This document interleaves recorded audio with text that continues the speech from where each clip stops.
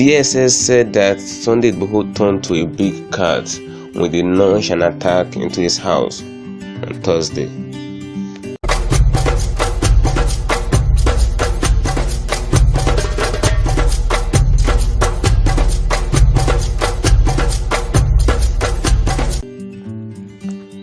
Hello guys, welcome back to LAJUPOG Entertainment. If you are not subscribed to the channel, this is a channel where we release trendy gist almost every hour about what is happening in Nigeria and the world at large.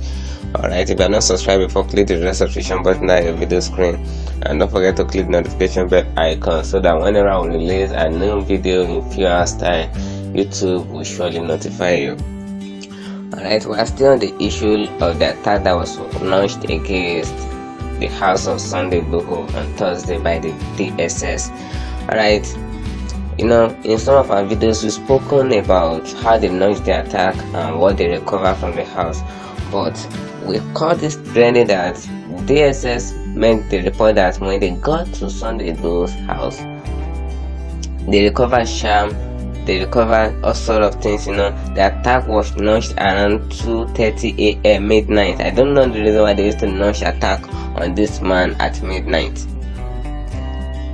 Midnight is a period where dirty works are done, so I don't know why I don't just know the reason why they used to launch attack on the house at midnight. But what we're going to today is that they said when they got to Igboho's house, they said Igboho's men were shooting gun at them. I don't know how true that one is. They said there is like a battle, like a combat between the DSS and the Igboho boys. So in the course of the gunshot, they killed one of the men that are following Sunday Igboho. They killed one of the guys. So they said they did not see Igboho inside the house, but they know that he entered into a room. He entered into a room because of the attack. According to reports, they said he entered into a room, and when they checked inside the room, they noticed that it was a big cat that they saw and some other small cats.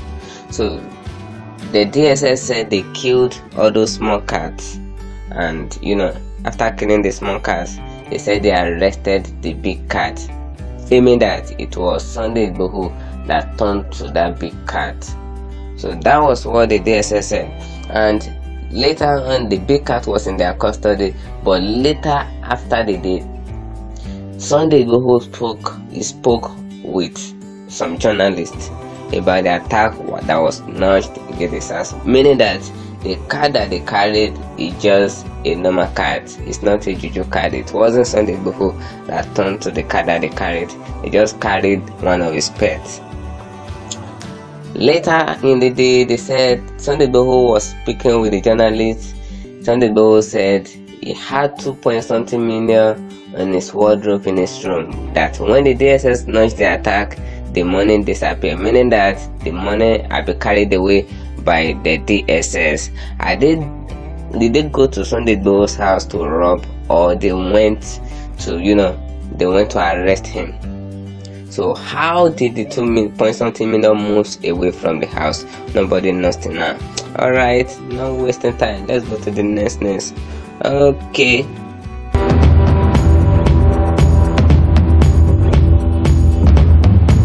Even I don't see wahala, man, leave Sunday Igboho alone. Fani-Kayode told Buhari. Fani-Kayode told Buhari to leave Sunday Igboho alone just for him to avoid civil war in Nigeria. Former Aviation Minister Femi Fani-Kayode has advised President Muhammadu Buhari to leave self-acclaimed Yoruba activist Sunday Igboho alone in order to avoid a civil war. Fani-Kayode was reacting to attack on Igboho's house in Ibadan by the Department of State Services (DSS) on Thursday.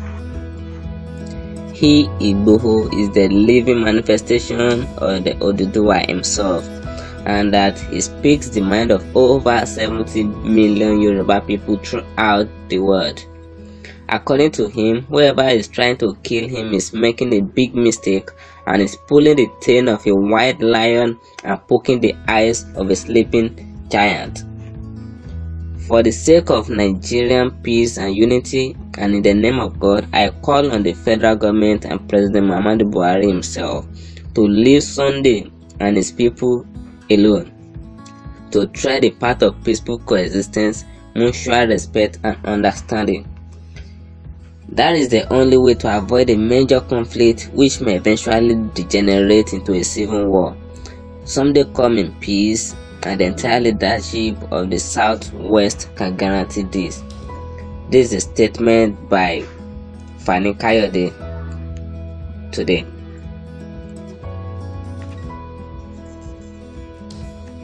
It serves only the purpose of the jingoists and the warmongers on both sides of them divide to kill or arrest him.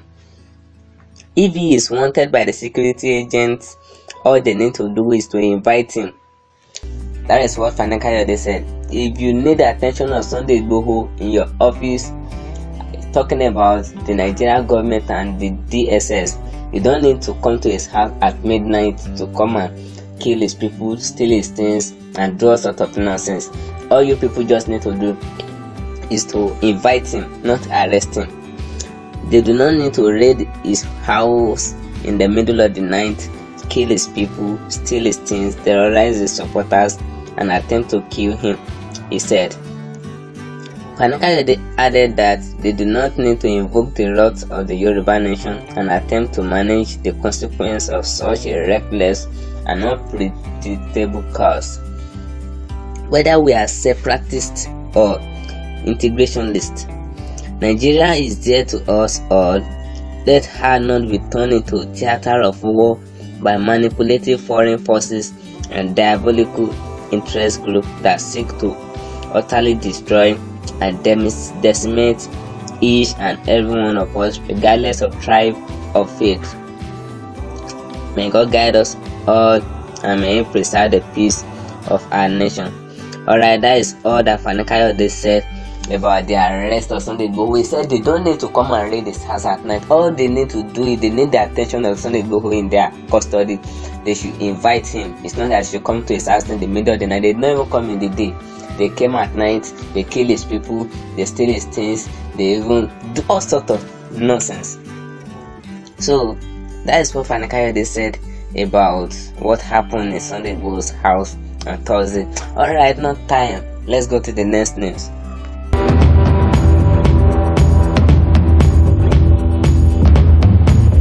Nigerian government will see wahala if Nnamdi Kanu should die in their hand.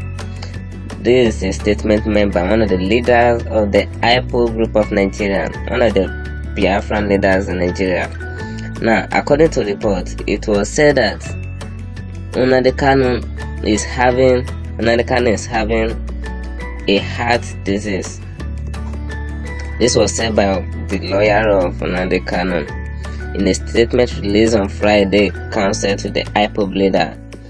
The person of Femi Fani-Kayode, which is the lawyer of Nnamdi Kanu, stated that his client is seriously sick and need urgent medical attention. According to the lawyer, the LAJUPOG leader was tortured and subjected to inhuman treatment. Right.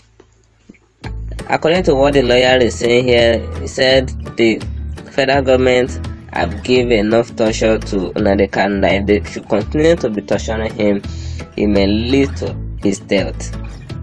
And the LAJUPOG leaders have already made it in a statement that if anything should happen to Kanu, the Nigerian government will see wahala.